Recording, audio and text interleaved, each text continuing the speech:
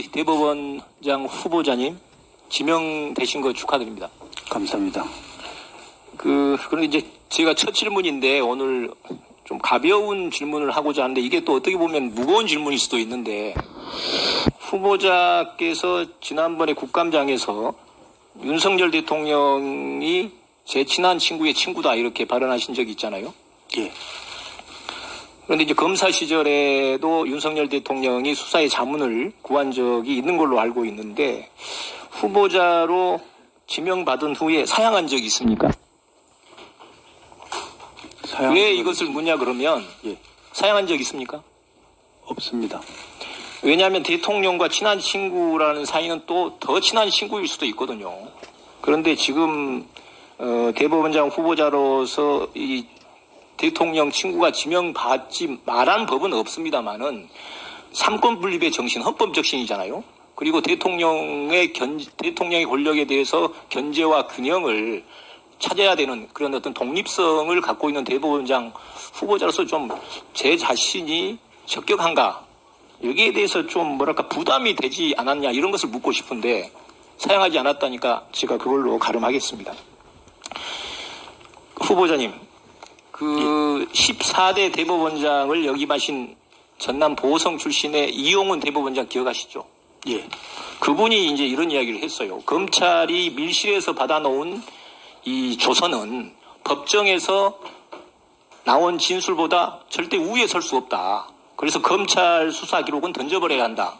이 이야기는 공판 중심주의, 그 다음에 불구속 재판 원칙 이런 것들을 강조하면서 2006년도부터 대한민국의 사법개혁의 어떤 방향을 제시했다고 생각하는데 거기에 대해서 동의하십니까? 전적으로 공감합니다. 공감하십니까? 예. 자, 지금 우리 정치가 지금 과거의 어느 때보다도 정치가 실종돼 있고 여야가 극심하게 대립을 하고 있습니다. 이런 적이 없습니다.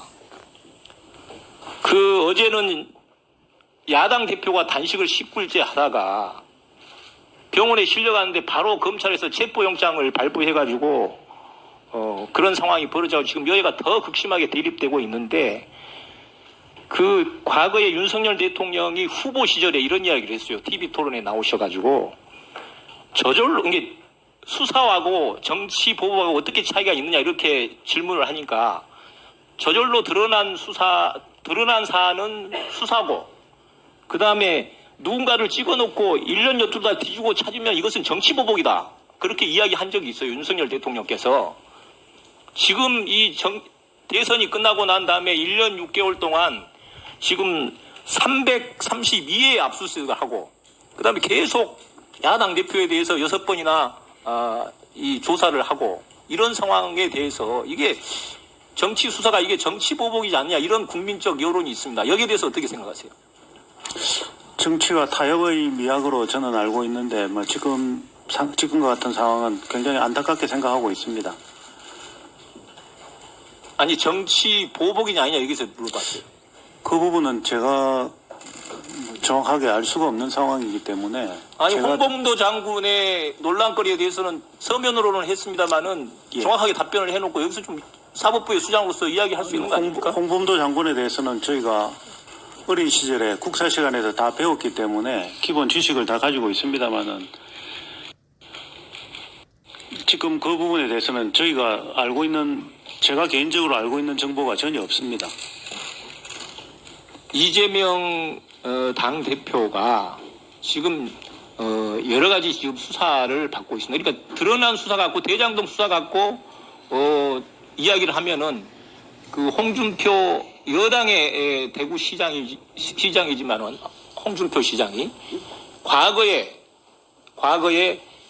아무리 큰 이 사건도 2, 3개월을 넘지 않았다. 이게 모두 드러난 것 같고 증거가 있으면 증거가 있는 대로 없으면 없는 대로 해가지고 불구속 기소할 수도 있고 그렇게 해서 재판에다가 넘긴 사례가 많습니다. 그런 것을 놓고 봤을 때 지금 정치적인 이런 상황 자체가 이게 정말로 우리나라가 공판 중심주로 가야 된다는 2006년도에 이용훈 대법원장의 어떤 그 방향 설정 이런 것들을 무시하고 거꾸로 가고 있지 않느냐. 그래서 우리 국민들이 이 정치가 퇴행하고 있고 검찰이 퇴행하고 있고 사법개혁이 더디고 있다 이렇게 이야기를 하고 있는데 이 부분에 대해서는 어떻게 생각하세요? 저는 뭐 공판 중심주의는 근본적으로 아주 우리나라에 꼭 필요한 그리고 실질적으로 실현돼야 될 부분이라는 데는 전적으로 공감합니다.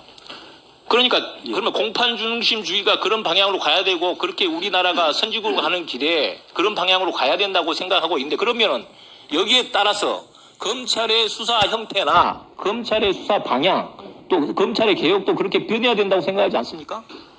검찰의 수사 상황은 일단 기소가 되어야 사법부에서 그 아니 그건 수사 과정에 이해하는데 사법부의 수장으로서 그런 전반적인 어떤 그 수사의 어떤 방향이나 이런 것들 또 검찰의 어떤 여러 가지 행태 이런 것들도 변해야 된다고 생각을 하고 있거든요.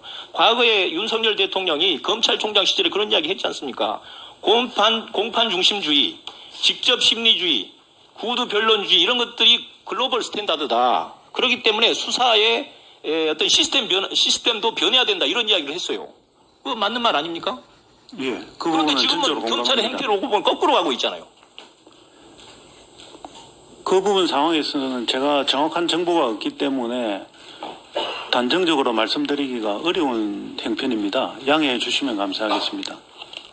제가 그 과거에 여러 가지 이 검찰의 행태나 이런 것들을 이제 이야기를 하고 지금 현재 우리 정치권이 이 여야 간에 극한 이렇게 대립을 하고 있고 이런 것들에 놓고 보면은 우리 사법 개혁 이런 것들도 정말로 말로만 공판 중심주의가 아니고 제대로 된 공판주의를 실현하기 위해서 대법원장 이 후보자로서 좀 입장을 정확하게 견지를 했으면 좋겠다 이런 말씀을 드리겠습니다. 예, 염두에 새기게 두겠습니다. 예, 김승남 의원님 수고하셨습니다.